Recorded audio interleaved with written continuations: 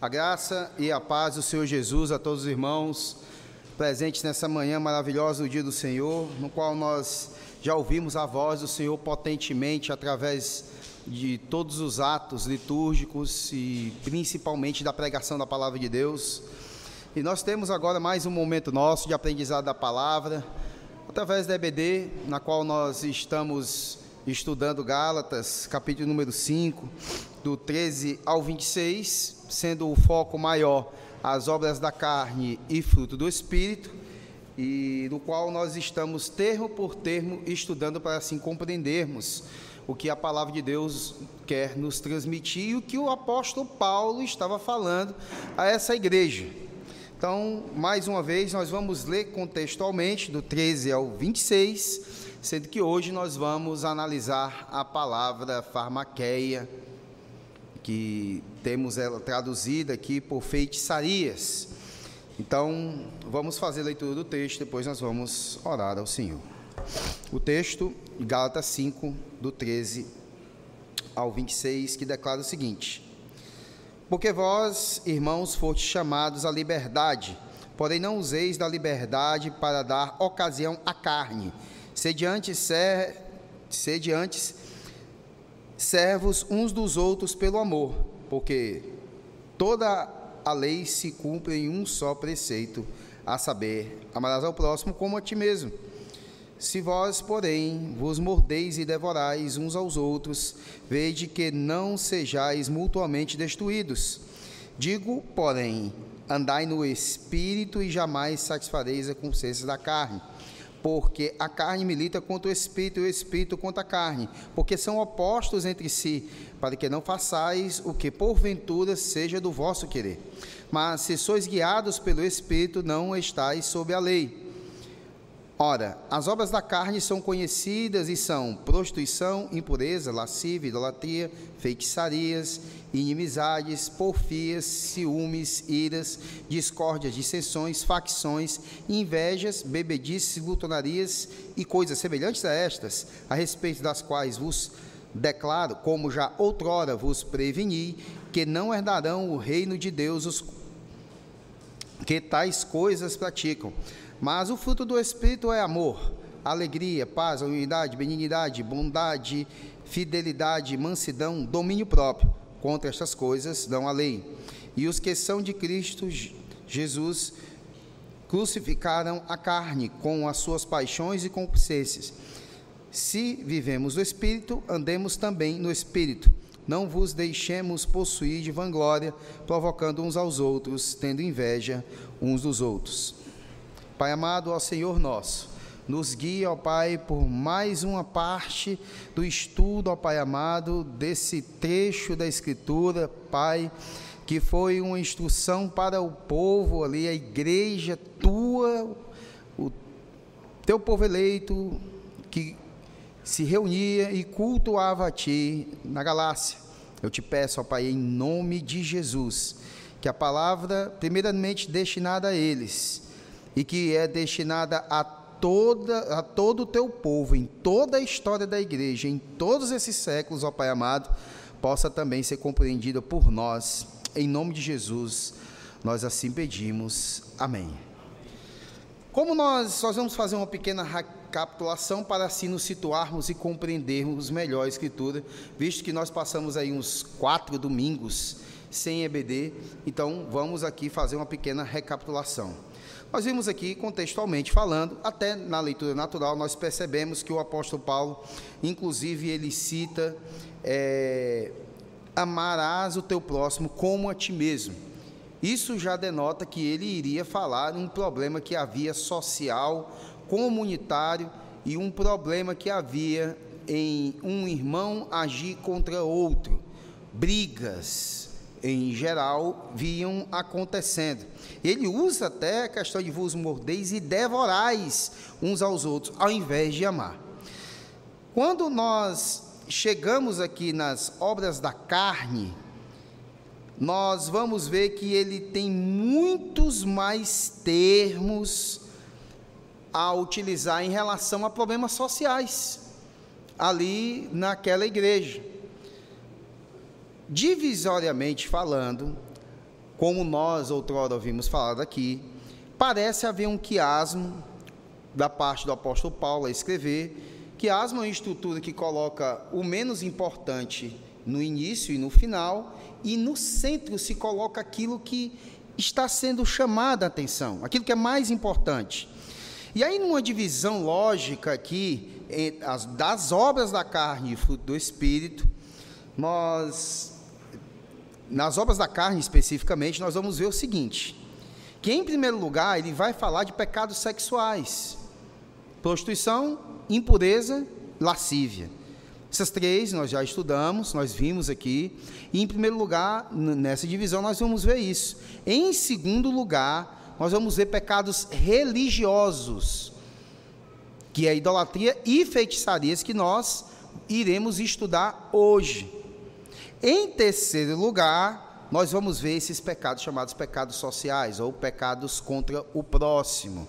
Pecados, inclusive, cometidos ou em ato, vamos pensar até filosoficamente, em ato sendo cometidos ou pensados em cometer e em potência sendo extremamente praticados, esses pecados. Que aí vamos ver o que ele vai dizer desses pecados sociais: inimizade, porfias, ciúmes, iras, discórdias, dissensões, facções e invejas. Note que são 8. Quando chega nesse ponto, que é exatamente o centro, nós vamos ver que um número bem maior. Ou seja, o apóstolo Paulo ele tem uma preocupação muito grande com isso, provavelmente já estava sendo praticado, ou poderia se piorar essa situação. Pastoralmente falando, um pastor, o conselho da igreja deve se preocupar muito com esse tipo de coisa, que o apóstolo Paulo se preocupava aqui e que as igrejas em toda a história devem se preocupar. Depois disso, em quarto lugar, nós vamos ter os pecados pessoais, bebedices e glutonarias. E aí, depois, nós vamos em quinto lugar, que é o julgamento para os que vivem na carne. Então, nós vamos ter esses 5 pontos que no centro nós vamos ter, que vai começar a partir do domingo que vem, a questão dos pecados sociais. Mas hoje nós estamos no pecado que é chamado de feitiçarias, né? Que nós temos como palavra no original essa aí chamada farmaqueia. Ela nos lembra, né? A palavra farmácia, a gente vai ver por quê que é dado o nome de farmácia, local que nós temos os remédios, né? Mas ela traduzida essa palavra por feitiçarias, magias, que seria era até para ter colocado o contrário aí, drogas primeiro, depois e por último, magias. Drogas e magias, ela pode ser traduzida dessas 3 formas que se encontram em Gálatas 5:20, como nós estamos vendo. Então, essa palavra grega aí, farmaqueia, traduzida por feitiçarias, significa uso de remédios ou drogas. Isso no sentido do grego clássico da palavra, do grego social, podemos dizer. Só que, diante do contexto, aqui nós temos um significado que o apóstolo Paulo traz, que esse é o sentido que, inclusive, é utilizado também em Apocalipse, pode-se dizer, porque essa palavra se encontra aqui e se encontra nesse formato em Apocalipse em 3 ocasiões, e ela não é usada de uma forma como para remédios, simplesmente, nada disso, entendeu? Não é apenas uma mistura. Então, esse termo também significa uso de drogas, propósitos mágicos também, nós vamos ver. Então, a linha divisória entre a medicina e a droga não era muito nítida naqueles dias. Então, as pessoas não sabiam distinguir como seria o uso dessa forma. E é como continua também ocorrendo em muitas culturas tribais, hoje em dia, sociais, hoje em dia. Inclusive, tem uso de algumas substâncias que era para se usar para a cura de alguma coisa, e o pessoal usa como fim de outra. Como, por exemplo, muitas pessoas pensam que o uso de alguns anabolizantes, pessoal que é marombeiro, né, para ficar fortão, usa especificamente para ficar fortão. Algumas substâncias não, é para curar alguns problemas, entendeu? Como tem uma que é chamada Durateston, que era para homens que têm baixíssima testosterona, e se toma para o nível ficar legal, mas se usa isso para dar aquele upzão da testosterona e o cara malhar e ficar altamente musculoso, e no final das contas a gente vai ter algo prejudicial demais a ele. Algumas pessoas têm até taquicardias por causa disso e outros problemas. Nós temos médico aqui, sabe mais ou menos o que eu estou falando aqui, o uso dessas coisas, que elas não foram feitas para um fim, são usadas para outra coisa. O mesmo acontece muito no meio da sociedade. Então, não deixou de ter esse teor. Mas hoje, nós vamos ver alguns...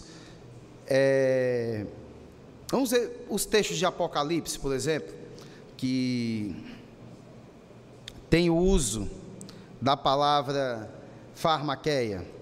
Nós vamos ter Apocalipse 18, abra comigo, versículo... Vamos para o 9:21 primeiro, na sequência. 9:21 diz o seguinte: nem ainda se arrependeram dos seus assassínios, nem das suas feitiçarias, nem da sua prostituição, nem dos seus furtos. Note que o uso do termo aqui está em meio a outros termos ultra pecaminosos, né? Assassínios, prostituição, que inclusive é um termo um pouco antes, é utilizado, no qual nós temos aqui obras da carne, prostituição, pureza, lascívia, idolatria e feitiçarias, nós vamos ter, né? O capítulo 18 de Apocalipse, 23, nós vamos ter mais uma vez o uso dela aqui. Apocalipse 18, 23, vai dizer: e vós de arpistas, de músicos, de tocadores, de flautas, de clarins, jamais em ti se ouvirá, nem artífice algum de qualquer arte, jamais se achará. Não, eu errei aqui o texto. Não é 18, 23. 18, 23, o que eu li foi errado. Também jamais em ti brilhará luz de candeia, nem voz de noivo ou de noiva, jamais em ti se ouvirá, pois os teus mercadores foram os grandes da terra, porque todas as nações foram seduzidas pela feitiçaria, enganados pela feitiçaria. Esse engano leva em conta também a questão do erro do uso, em mentir quanto ao uso correto das coisas. Então, foram enganados. E temos também Apocalipse 22, 15. 22, 15, esse é conhecido, não é? Que diz assim: fora ficam os cães, os feiticeiros, os impuros, os assassinos, os idólatras e todo aquele que ama a prática da mentira. Note que o uso lá do outro, vocês foram enganados por feitiçarias, e aqui nós temos mentira. Também nós temos relacionado aqui nesse versículo a questão de impuros, que também se encontra na obra da carne, e bem pertinho mais uma vez. Assassinos, como também nós temos no 18, 23, e idólatras também. Note que esse termo, ele é utilizado em meio a outros atos pecaminosos e pesados, né? Então, meus irmãos, aqui diante de nós, a farmaqueia, nós temos esses usos no Novo Testamento. Mas há 3 etapas no significado dessa palavra na história, e nós devemos ver isso. Farmaqueia, em primeiro lugar, ela é uma palavra usada como termo médico, sem o menor mau sentido na história. Inclusive, Platão fala dos diferentes tipos de tratamento médico: a cauterização, a incisão e o uso de drogas. Ele vai utilizar-se desse termo para a questão médica. Drogas, no caso de remédio, misturas para a cura. Que, inclusive, a farmaqueia é, sim, utilizada no dia de hoje para o bem. Como nós estávamos dizendo, alguns fins são para as pessoas usam mal isso. Nós também usamos farmaqueia como nós usamos remédio para cura, ou às vezes até produtos naturais concentrados. Entendeu? Como você toma aí um ômega 3, 6 e 9, que se encontra nos alimentos, mas você está precisando de uma concentração mais alta, ferro também, que é o caso da minha mãe, agora que ela está tendo que se suplementar, a suplementação com ferro, bastante, aquilo é uma farmaqueia também, mas é para o bem. E isso foi o primeiro uso da palavra em relação a isso. Era nesse sentido o primeiro uso, entendeu?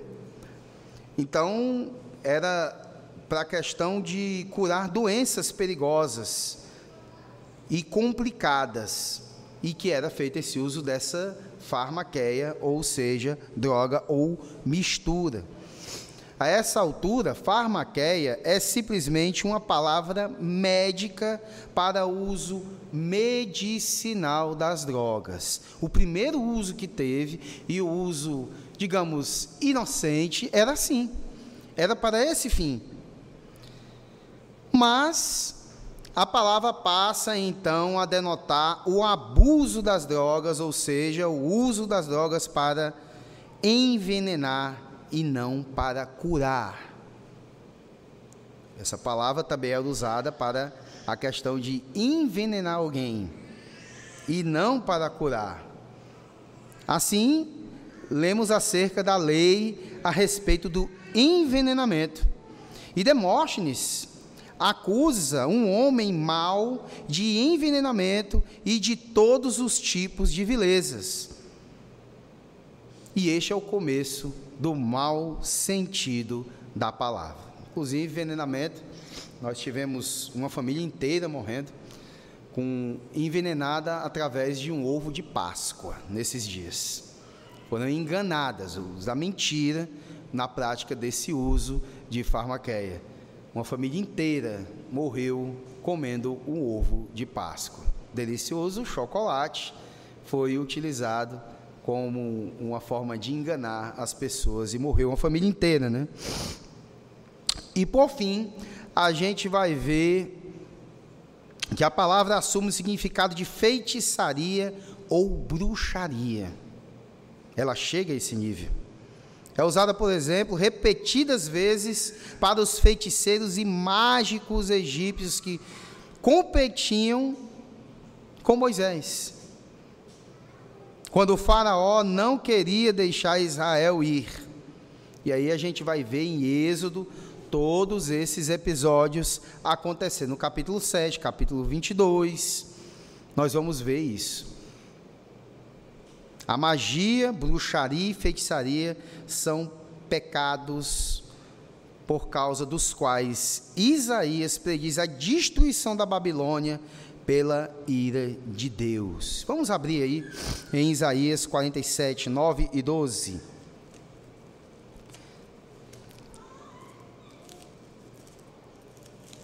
Isaías 47, 9 e 12. O 9 diz assim: Mas ambas estas coisas virão sobre ti num momento, no mesmo dia, perda de filhos e viuvez, virão em cheio sobre ti, apesar da multidão das tuas feitiçarias e da abundância dos teus muitos encantamentos. Versículo 12 diz: deixa-te estar com os teus encantamentos e com a multidão das tuas feitiçarias, em ti te fadigaste desde a tua mocidade, também possas tirar proveito, talvez com isso inspirar terror. A palavra completou um círculo inteiro. A partir do significado de uma droga que cura, veio a significar um envolvimento vicioso e maligno na bruxaria e feitiçaria. Note como o significado da palavra foi mudando com o passar do tempo. Por que citou aqui Isaías, se a gente estava citando Platão primeiro?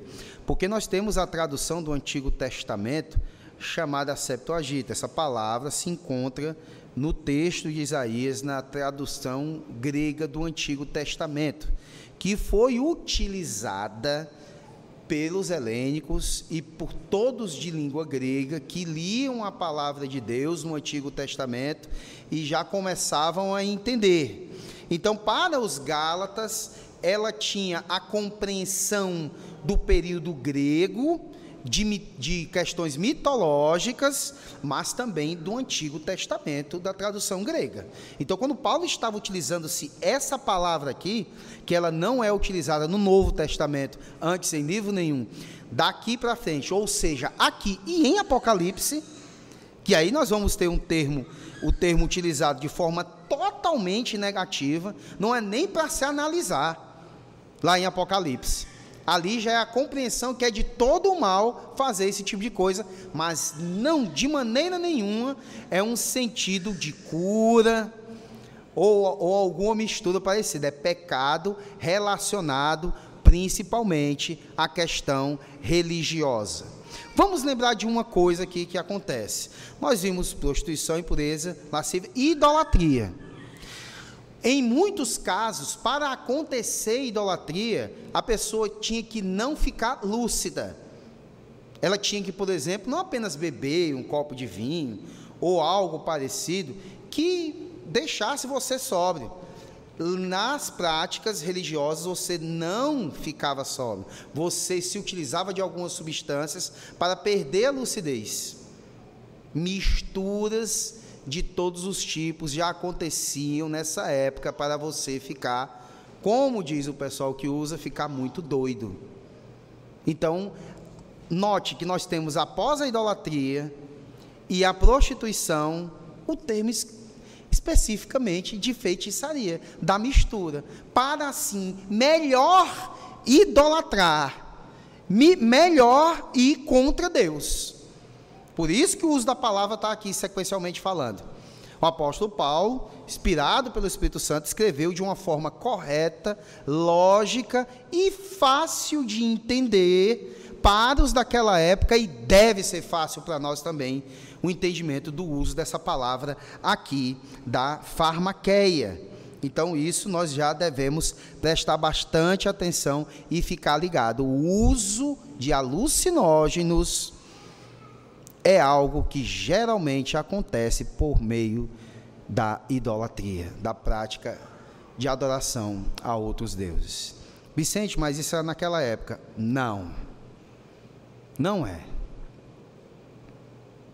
Quem aqui já pode ter tido contato visual, teórico? Eu tive visual, teórico disso. Quando se faz parte de candomblé, umbanda ou qualquer tipo dessas coisas, as pessoas que incorporam antes e durante, elas estão bebendo e fumando à torta e à direita. Mesmo que não seja fumante, mesmo que não seja alcoólatra, naquele momento ela está fazendo. Então essas coisas têm uma ligação muito grande realmente com a idolatria, não apenas naquela época, mas nos dias de hoje também. Nos dias de hoje também. Chame de espíritos imundos aquilo, demônios, o que for, mas o uso de drogas, de misturas, de alucinógenos é necessário para idolatrar muitas vezes. Porque a gente não está falando da questão do catolicismo romano, que fica lá adorando aquela imagem, a gente está falando de coisa mais pesada, mais agressiva contra Deus ainda. Não vamos aqui colocar pecadinho, pecadão, mas é na questão de ir a fundo na idolatria, nessa grande desobediência a Deus. Então o cristianismo se desenvolveu numa era em que o uso da feitiçaria, das artes mágicas, era generalizado e frequentemente com intenções criminosas. Isso acontecia. Inclusive, nós temos em Atos 7, né, a gente vai ter lá Elimas, né, que ele era um mago. Lá nós não temos a palavra feitiçaria. Nós não temos essa palavra. Lá tem mago. Nós temos um versículo de número 6 e o 8, nós temos a palavra mago, não feitiçaria. Mago, no caso lá, era um mágico, né? Nós podemos dizer que é uma espécie de ilusionista ou algo parecido. Só que eu andei dando uma lida em alguns comentários nessa questão do Elimas. Eles faziam também o uso, muitas vezes, de ingerir algo alucinógeno, alguma espécie de droga, antes das apresentações ou de algo que eles faziam. Então, quando Elimas fazia suas mágicas, pessoas já não estavam sóbrias naquele momento. Assim, ele lesaria fácil as pessoas. Ora, nos dias de hoje, sem alucinógeno nenhum, quando você chega diante desses ilusionistas, né, que nós temos, ele faz as coisas na nossa frente, a gente não consegue enxergar, os caras são como bandidos, nos cegam na hora, aparece uma carta ali, uma caneta não sei aonde, no seu bolso, tira do seu bolso, tira o celular, está com ele, aquela coisa toda. Agora imagine você fazendo uso de alguma substância que lhe deixe mais lerdo, lhe deixe menos perceptivo das coisas. Então, era feito também como um ato criminoso, porque matavam as pessoas. Copeiros existiam por causa disso, e sempre existiram pessoas que faziam misturas para envenenar, e outras coisas também. Então, de maneira criminosa também era usada assim. Então, sabemos pouca coisa ou nada no tocante à feitiçaria, bruxaria e magia nos primeiros séculos na literatura grega. Plínio tem uma história que diz que a magia foi introduzida na Grécia por certo persa chamado Óstanes, nos tempos de guerra da Pérsia. Ele vai citar esse homem. Primeira referência à feitiçaria criminosa acha-se nos discursos de Demóstenes. No discurso contra Aresтерgion, refere-se a Teores de Lemons, a feitiçaria imunda chamada, que foi devidamente executada por causa dos seus maus caminhos. Então, nós temos poucas citações, mas nós temos essa. Em Roma, já nos dias das 12 tábuas, achamos um regulamento que proíbe a danificação das colheitas alheias mediante a feitiçarias, que no caso, danificação feita por meio de uso de substância que danificasse as plantações. Por exemplo, nesses dias eu gosto de comer aqui perto da Igreja Universal, tem um local lá que tem uma carne cozida, tem carneiro, tem gostosinho, tem panelada, esse tipo de comida, né? Aí muitas vezes eu vou lá de manhã comer. E a dona tem um filho que é um colega meu antigo, né? E eu estava lá conversando com ele, aí teve hora que a gente interrompeu a conversa, ele, peraí, que eu só pegar aqui um negócio. Ele pegou e ficou com um negócio na mão assim, de borrifar, né? Aí tu vai lavar o carro, fazer alguma coisa? Ele, não, isso aqui é veneno. Veneno? é veneno para matar o capim, o mato ali. Aí ele ficava jogando aquele venenozinho lá naquele mato, ao invés de arrancar com a mão, ou capinar, ou arrancando com a mão, como eu vi uma vez nosso querido irmão Marcos, em frente à casa, ele tirando lá, quando eu encontrei ele uma vez. Não, ele faz jogar o venenozinho lá, para matar a planta, e provavelmente talvez nem crescer mais. Então, era proibido esse tipo de mistura aqui na época. Que muitas vezes na época esse tipo de mistura era utilizado não para matar a plantação, mas como inseticida. Mas foi proibido em Roma isso. Hoje o pessoal não está nem aí, né? A questão dos agrotóxicos aí é usada à torta e à direita, muitas vezes não se tem sabedoria nem estudo para fazer o que é correto. Hoje, no nosso país, se desenvolve muito espécies de inseticida ou algo parecido que não é agressivo ao meio ambiente, e ainda mantém aquelas plantações, os frutos chamados orgânicos, porque não é algo maléfico, mas isso é por meio de muito estudo, já de décadas, para fazer esse tipo de coisa. Graças a Deus estão se desenvolvendo isso, porque o uso de agrotóxicos aqui em nosso país e no mundo é algo desequilibrado, principalmente aqui no Brasil, é desequilibrado. Então, lá em Roma era proibido misturas agressivas e envenenatórias nas plantações. Então, mais perto do fim do Império, que a magia generalizou em Roma. Inclusive, um homem chamado Mosley, ele descreve o seguinte: é impossível negar que neste período tentativas eram feitas no sentido de lesar inimigos e obter vantagens particulares por meios sobrenaturais, de tal maneira que a magia era exibida como prática realmente malévola, senão também maléfica. Misturas para lesar uma pessoa em uma negociação, que inclusive acontecem misturas para lesar, vamos colocar aqui no esporte, por exemplo.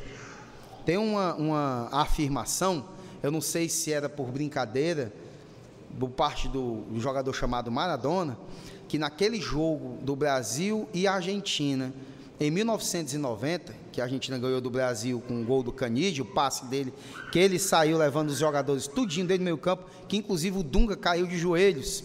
Ele diz o seguinte, o Maradona abre aspas, diz: eu cheguei, o Dunga queria água, eu disse: toma uma aguinha aqui, toma uma aguinha. Ele disse que deu água batizada para ele, para que ele ficasse lesadão ali em campo, entendeu? Não só para ele. Então, quer dizer, esses usos também acontecem no dia de hoje para prejudicar as pessoas dessa forma. Na época que é para lesar por meio de negócio, o cara ia lá e faria a assinatura, fechava um negócio, quando ele sobriamente jamais faria esse negócio, né?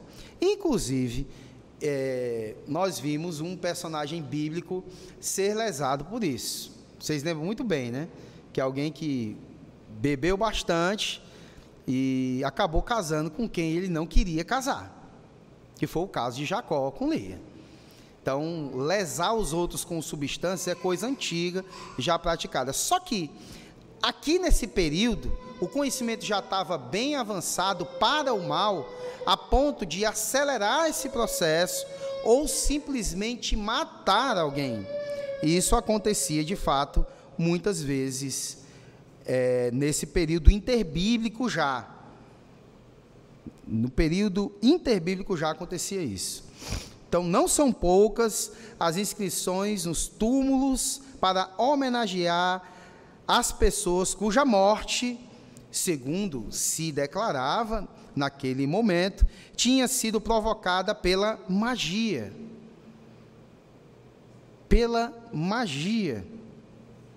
Uma delas diz assim: Eúnia, fructuosa, jaz aqui, morreu de modo imerecido, paralisada por sortilégios, ficou deitada por longo tempo, de modo que seu espírito foi torturado violentamente até sair dela, antes de ser devolvido à natureza.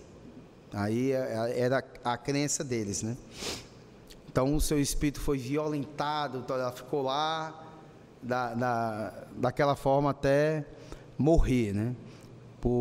Eles acreditavam ser uma espécie de magia ou algo parecido, sendo que isso foi feito pela mistura de substâncias que acabou matando as pessoas. Então nós podemos dar uma rápida olhada, ou algumas olhadas, dessas práticas mágicas, que de certo constavam entre aquelas que Paulo proibia. O nome da pessoa a ser lesada era escrita numa tábua com os sinais da palavra sinistro.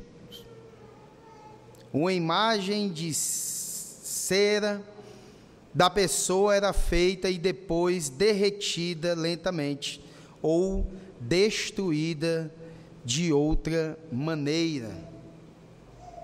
Isso era feito.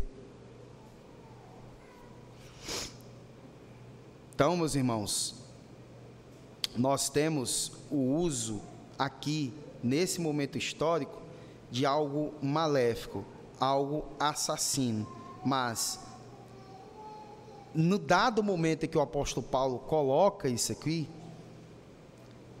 nesse momento da história, o apóstolo Paulo, ele estava chamando a atenção para as práticas que eram feitas de prostituição, impureza e lascívia, ligada à idolatria, e assim também a feitiçaria ligada à idolatria, que não matava a pessoa naquele momento, não, mas pelo fato da pessoa estar sem controle, até mesmo dos seus impulsos hormonais, ele praticava naquele momento de idolatrar Dionísio, chamado também de Baco, um dos exemplos, viu? Ele ali praticava atos sexuais com todas as pessoas possíveis naquele momento. Então não era apenas o ato de venerar, como nós vemos praticado pelo catolicismo romano. Estou aqui venerando, é só uma lembrança, ou estou pedindo ela mesmo, porque eu creio que Maria é intercessora. Não é isso. Aqui no mundo, chamado mundo da época, que era o mundo romano, que a Galácia participava também, trazendo toda aquela carga, tudo que era ruim lá da Grécia, eles praticavam nesse momento uma completude de abominações diante de Deus. Perdiam a lucidez, faziam sexo desgovernado com qualquer um e adorando a um Deus estranho, adorando a um Deus criado por mãos de homens. E Paulo aqui, ele está chamando a atenção para esse uso, para esse tipo de prática. A droga alucinógena que faz você tanto adorar a um Deus estranho, como você também praticar a prostituição, que nós vimos na análise dela, que era não só a questão do abrasar-se, a fornicação, a traição. Não era apenas o vender o corpo, como inclusive nós citamos a esposa de um imperador que vendia o corpo de madrugada, depois voltava para o seu leito com o seu esposo, depois de toda a sua sujidade, ainda fazia amor com o seu esposo, com o imperador. Mas até também o uso da prostituição era para a questão dos homossexuais, que ficavam com outros homens. Então o uso da substância, da farmaqueia aqui, ela vai atingir tudo isso aqui. Nós falamos inclusive que a acelgueia, que seria a lascívia, nós explicamos isso durante o estudo, que seria o ato desavergonhado da impureza e prostituição. Tudo bem, mas o uso da droga, o uso da feitiçaria, ele faz com que você use por excelência esse desavergonhar e ainda adore outro Deus, ainda idolatre. Então aqui, quando chega nesse ponto da feitiçaria, é o auge da prática abominada por Deus. E aí é inadmissível um cristão perder sua lucidez através de qualquer coisa, qualquer substância que tire do controle. É por isso que a palavra de Deus vai dizer, não vos embriagueis. E ali, como está falando do contexto de bebida. Uma bebida boa, como vinho, ou cerveja, digamos assim. Pouquinho é uma coisa, mas você se embriagar, já chega a atingir um nível, em ato, você já está errado. Em potência, você pode chegar a fazer coisas terríveis. Não pense você, que se você perder o controle com a bebida, você vai ficar simplesmente assim, no seu controle. Nós, lúcidos, pecamos, fazemos coisas terríveis contra o nosso Deus, erramos o alvo, pode usar filosoficamente o que for, iniquidade, transgressão, o que for, errar o alvo, não atingir o padrão correto, ultrapassar a vontade de Deus, você pode fazer coisas terríveis, se você estiver simplesmente embriagado, que diria, drogadíssimo. Essa mensagem, parecida com essa, foi dada na congregação lá no passado, lá na outra ainda, antes da divisão que aconteceu. Inclusive, na época, nós tínhamos uma pessoa com problemas com drogas, mas tinha que ser dito, teve que ser dito, e deve ser dito até o final da história da igreja, tudo. Nós cristãos devemos estar lúcidos sempre, não devemos fazer uso de droga nenhuma, e nem da embriaguez. Estou falando de embriaguez, aqui eu não estou falando desse jeito que toma um vinhozinho em casa, um pouquinho, faz até bom para a saúde, viu? O colesterol vai lá para baixo, né? Coisa maravilhosa. Mas você exagerar, ficar extremamente bêbado, é o primeiro passo para ir para a prostituição, dar luz à impureza que há na mente, se desavergonhar com esse tipo de coisa,